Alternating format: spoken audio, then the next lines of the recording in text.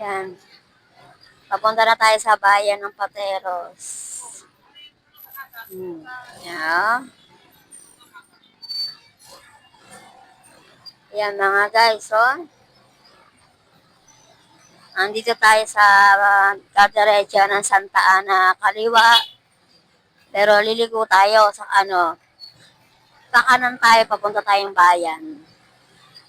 Bayan ng Pateros. Mga guys. Yan.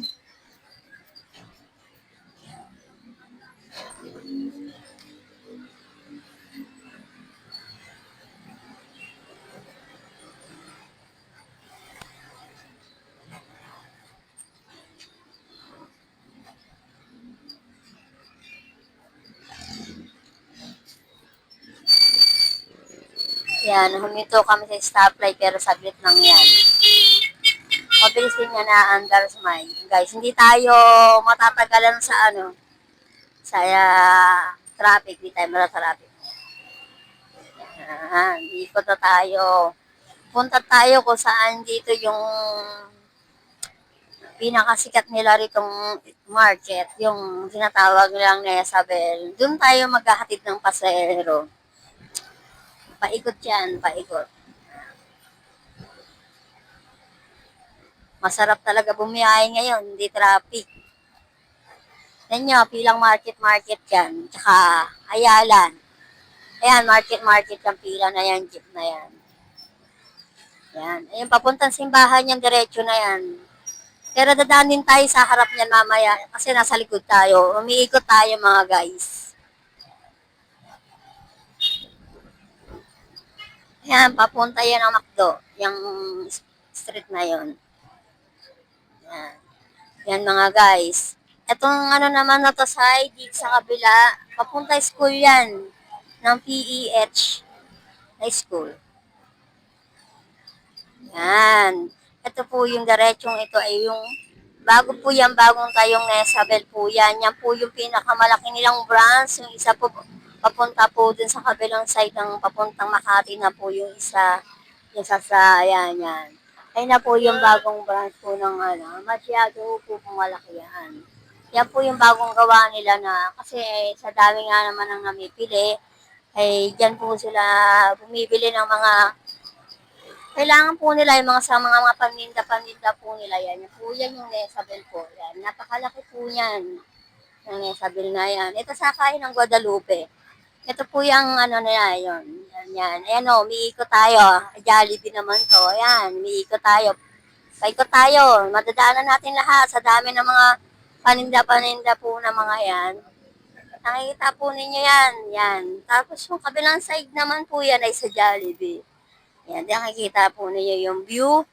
Pero pong sobra pong ganda, di ba po ba?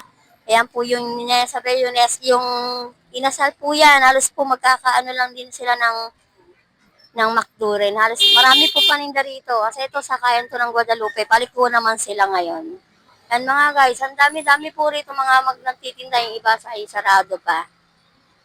Na kabilang side po yan mga guys. Ayan po, yan. Dami po dito mga ayan, daming tao. Yan po yung likod ng simbahan po yung pilahan nila ng mga tortoda. Ayan po yung simbahan natin. Simbahan ng Pateros po yan. Ayan po yan. Ayan guys, dinadaanan po natin yan. Ayan po yan. At ito naman po yung plaza. Yan. Yung ating Coliseum po na ginawa dati po. Yan po yun. Tapos na po rin yan. Tingnan niyo po. Maganda po ng view ng natin, di ba po? Yan. Umiikot na po tayo kasi papunta na po kami uli sa aming pilahan. Ikot pa lang po yan, pero ito po talaga ang kabuuan ng bahay ng Pateros. Yan na po yan, yan side na po yan, kasi yan po ay sakayan na po ng Pasig. Yung kabilang side na papuntang Pasig, diretso. Ito papuntang Pateros, ito papunta ng diretsuhan nito ay Tagig na rin. Madadaan dito yung mga sa Ususan. Yan, madadaanan na din yan. May boundary kasi kami dyan. Tagig Pateros, may boundary kami dyan. Yan, yan. Ito, pateros patong linya na to. Yan. Guys. Yan, kadiretsuhan na yan. Yan. Dito naman sa kabila naman to, patintig araw naman to. Yung kantuhan po na yan, sarado pa sila eh. Yan naman po ay, yung patindig araw na po yan, yung saradong side na po yan po yung alpombrahan, yan po yung pagawaan. Sarado po sila ngayon. Yan, diretsuhan to, puntang Aliw to, sa Barangay San Roque. Ayan. Ayan po yung swimming pool dito. Ayan, yung Villa Monica naman. Ayan. Yan nagsiswimming yung iba sa swimming pool. Yung mga init na init. Sa mga gusto pumunta rin dyan. Ah.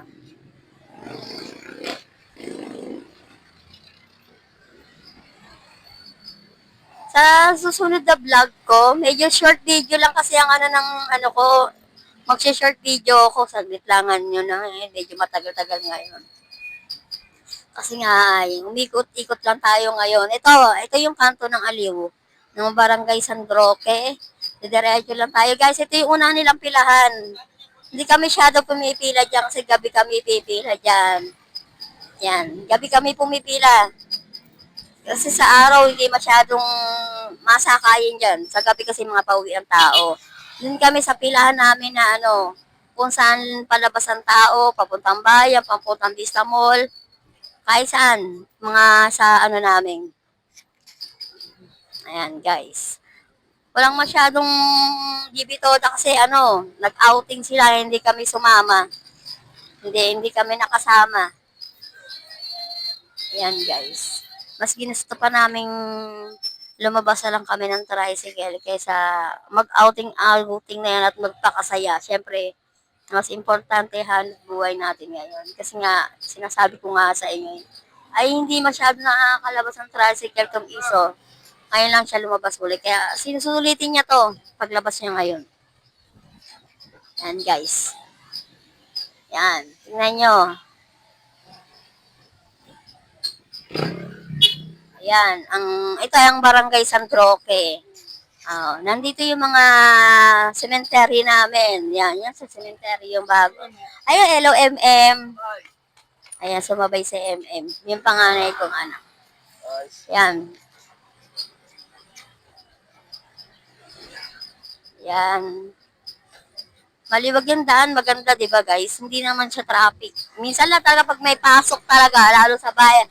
Ayan pala, may mga nagsusumba rin. Hindi ko masyadong tinutukan. Pero, sa next time, unti-unti lang yan.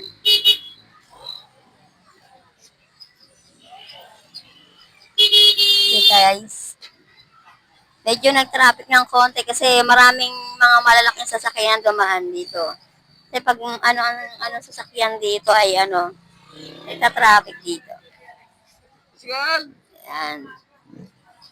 So guys, hindi na kami nakabalik sa aming pwesto kasi nga ay may bago kami pasahero. At least ay ko na kayo, ikot ko pa kayo kasi ang pasahero naming kasunod ay doon din naman uli. Kasi paikot-ikot lang naman pasahero namin. Pabalik-balik kami doon sa tinuro ko sa inyong school, yung papuntang school. Doon kami papunta ngayon. Okay guys, good morning sa inyong lahat. Ito po si Ria. Ang bago ninyong magbo-vlogger pa lang at reels. Panoorin nyo din yung mga reels ko kahit na paunti-unti lang. At hindi tayo mawawala ng pag-asa. Lagi na lang pang may tiyaga, may nilaga. Ayun ang kailangan kong gawin. Thank you guys sa panonood ninyo ng short video ko. Short pa ba ito? Medyo mahaba-haba na rin naman to. Bye-bye!